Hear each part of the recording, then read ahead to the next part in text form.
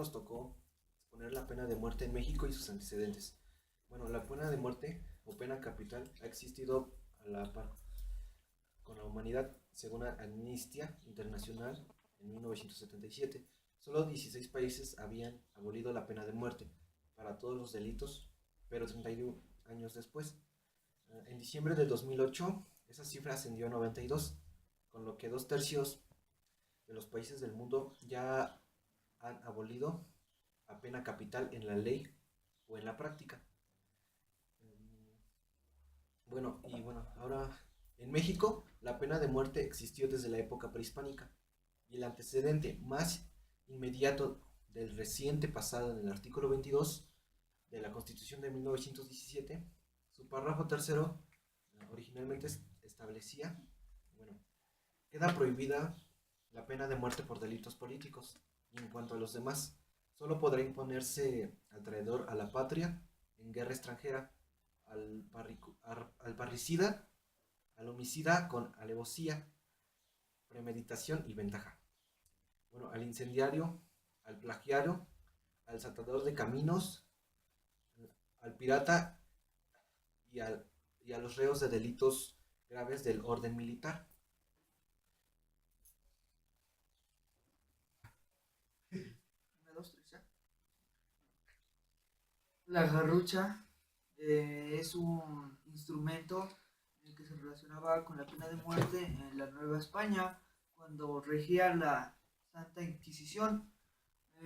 Consistía en atar las manos del condenado a la espalda y tras esto izarlo lentamente mediante una polea que estaba situada en el techo.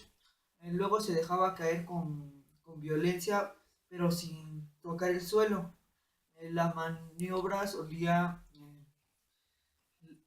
provocar la dislocación de las extremidades superiores del condenado. Si el peso del cuerpo no fuera suficiente, se podía añadir colgándolo de los pies un peso adicional. En Italia, esta tortura recibió el nombre de trati, o fune, o estrapado, y a ella fueron sometidos, por ejemplo, a Svanorla y Jaime de Montesia, antes de ser quemado en la hoguera bajo la acusación de un hereje y de ser decapitado judicialmente respectivamente.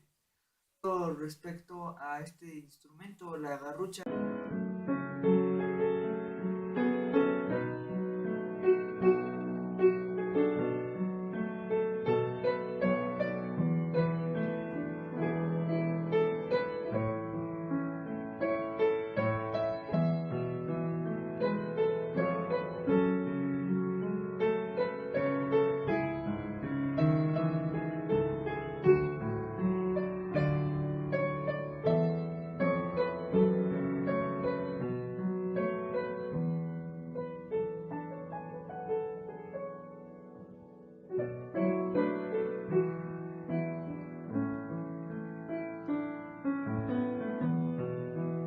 Tocó explicar lo que es la sierra. La sierra es un método de tortura y muerte utilizado desde tiempos bíblicos para mantener a la víctima consciente el mayor tiempo posible, además de evitar que se desangre antes de tiempo.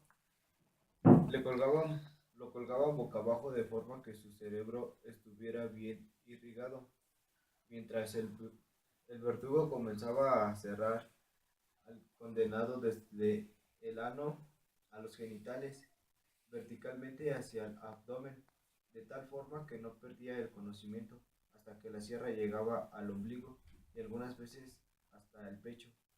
Bueno, este método de tortura era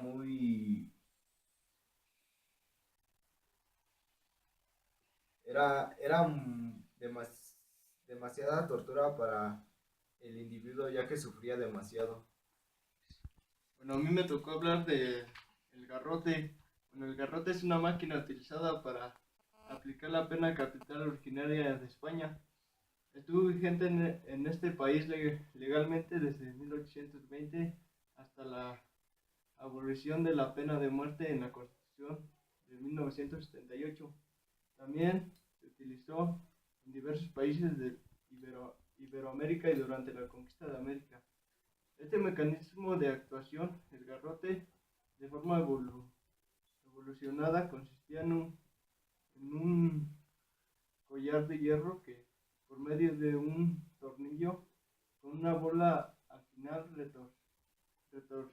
retrocedía, produciendo la muerte al reo por la dislocación de la apófisis de la vértebra axis pobre de Atlas en la columna cervical, es decir, se le rompe el cuello a la víctima. El instrumento que me toca explicar es la cuna de Judas. Este es un instrumento de tortura utilizado principalmente para sacar confesiones. Consiste en una pirámide puntiaguda sobre la cual se alza a la víctima para después dejar caer una o varias veces, de modo que la punta topará con la zona genital o anal con mayor o menor presión dependiendo de cómo evolucionará la confesión. Era utilizado en Europa en tiempos de la Inquisición, siendo conocido como el mismo nombre, alemán e italiano. También es conocido con el nombre de vigía o beile, es decir, vigilia, pues el condenado era dispuesto de tal manera que si se dormía y relajaba el cuerpo caía sobre la punta hiriente del instrumento. Bueno, yo creo que se explicarle la posición de México frente a la pena de muerte en Estados Unidos de América. En un artículo publicado en la página oficial de la Secretaría de Relaciones Exteriores, se afirma que si bien el gobierno mexicano se opone a la pena de muerte como una cuestión de principio, el objetivo de México es desarrollar su tarea de asesoría en materia de pena de muerte y no es interferir con el sistema judicial estadounidense, sino asegurar que los connacionales reciban la protección consular a que tienen derecho bajo la legislación estadounidense y el derecho internacional. En el 2004 hubo 45 mexicanos sentenciados a pena de muerte en los Estados Unidos de América, mientras que aproximadamente 140 más podrían recibir esta pena. Desde diciembre del año 2000, la Cancillería mexicana logró la exclusión de la pena de muerte de 53 mexicanos. La Secretaría de Relaciones Exteriores estableció en noviembre del 2000 el programa de asistencia legal para casos de pena capital, a fin de identificar los casos en los que el gobierno de México puede intervenir de manera efectiva para prevenir la imposición de esta pena. A través de dicho programa, bajo la supervisión de la SRE y la participación de la Embajada de México en las representaciones consulares, México provee abogados defensores que representan con nacionales que enfrentan o podrían enfrentar a dicha pena. Asimismo, la Embajada de México de Washington estableció inicialmente un grupo informal de trabajo sobre la pena de muerte, objeto de promover el respeto del derecho internacional en esta materia.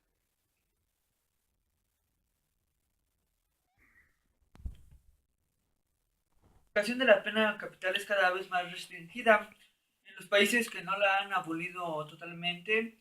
Un ejemplo está Japón, Corea del Sur, Taiwán, Singapur y Estados Unidos, que la mantienen vigente. En México no existe pena de muerte ni cadena perpetua. Algunos senadores están tratando de promoverla, pero no han llegado a dicho objetivo. En México el máximo castigo son 140 años de prisión. Es una ley que se aprobó en este año por los senadores. Y eso es todo para finalizar con ese tema de la pena de muerte y sus antecedentes. Gracias.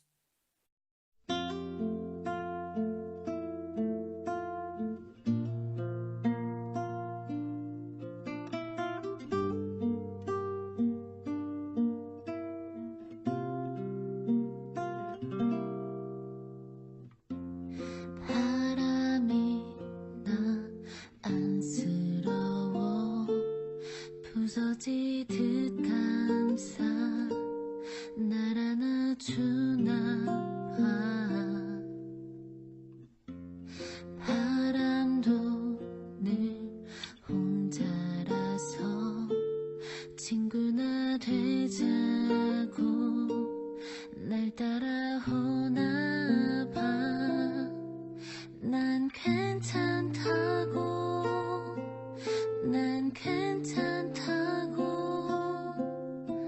Amor.